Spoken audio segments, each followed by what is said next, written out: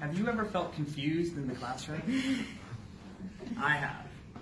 I had a college professor that would speak in a very monotone voice the entire semester, and combined with being English as a second language, I was really falling behind. And because of this, I was disengaged. I was bored. And I was really stressed out because I wasn't able to keep up with the material because I didn't know, I wasn't able to follow.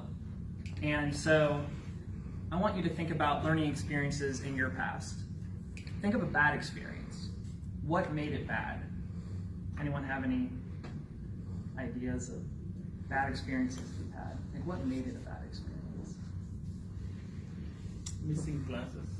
Yeah, well, that would do it. Okay.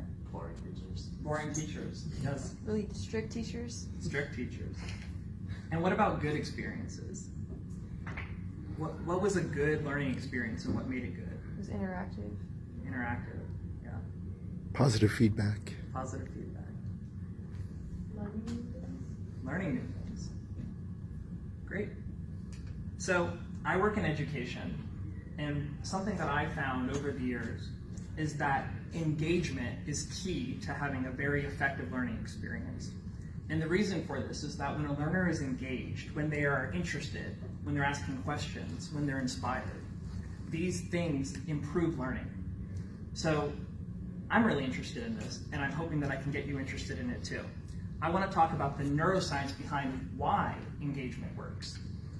So there are 3 elements to making engagement more effective.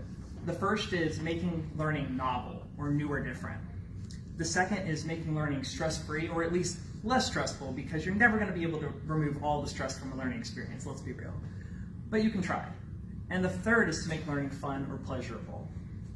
So to start, novelty. This is a little intimidating, but all you need to focus on is the top part. It's called the reticular activating system, and it's inside all of you.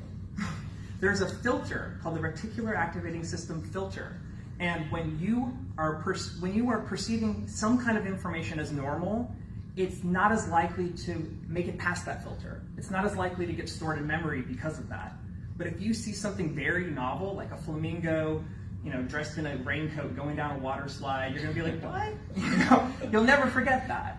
It's those types of things that when combined with learning, makes learning sticky. So to demonstrate this, which picture do you think you'd be more likely to remember? This professor or that professor?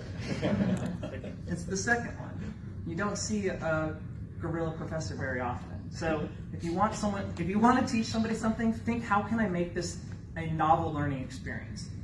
The second element of higher learning engagement is to make learning stress-free. And again, in the brain, there's something called the amygdala, and this has a filter as well. So when you're really stressed out, so you're taking the SATs and you're freaking out about, which answer I gotta bubble in, this thing kicks into high gear and information isn't getting processed or retained as effectively as it could be. So you want learners to be as relaxed as possible given the constraints. So again, to demonstrate this, imagine you have an exam 1 week from now. You could either study 1 hour a day for 7 days leading up to it in a very relaxed environment, or you could wait until the very last night, pop an Adderall, and drink a ton of coffee, and just destroy yourself, no sleep. Which do you think is going to lead to a higher score on the test? The second one? Why? I don't think you were going to say that. Okay, so there are multiple factors that go into this, but the one I'm focusing on is stress. In the first situation, you're more likely to be relaxed, and in the second situation, you're more likely to be really stressed out. And because of that, even though you think you're getting it all in, it's not getting stored as effectively as it could be. So if you want learning to be as effective as possible, create an environment where the learner can feel relaxed.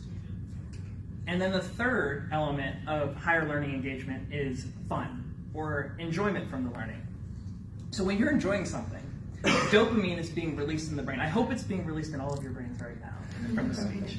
And that dopamine is a neurotransmitter that helps you pay attention to something. It's what helps you, it stimulates the memory centers of your brain.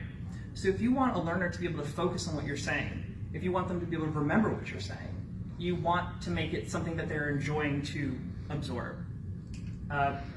One more example. You're in school, you're trying to learn about dinosaurs. Do you learn better reading a book about them and looking at pictures, or going to the museum and seeing them up close, feeling the fossils and hearing the sounds they make, seeing like how small you are in comparison? Like when I was in college, I learned so much more with these field trips than I ever did from a book, and it's because it held my attention.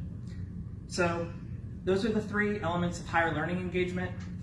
There's a very useful acronym if you ever want to remember the neuroscience behind why these 3 things work, and it's called RAD. Reticular activating system, amygdala, and dopamine. So when you think of what I just taught you today, think RAD. Get past the reticular activating system filter by making learning novel. Think, how can I teach this in an out-of-the-box way? Get past the amygdala filter and say, how can I help this learner relax so that they can learn better? And fuel your learner's brain with dopamine by making it as fun as possible to learn your boring material. Thank you.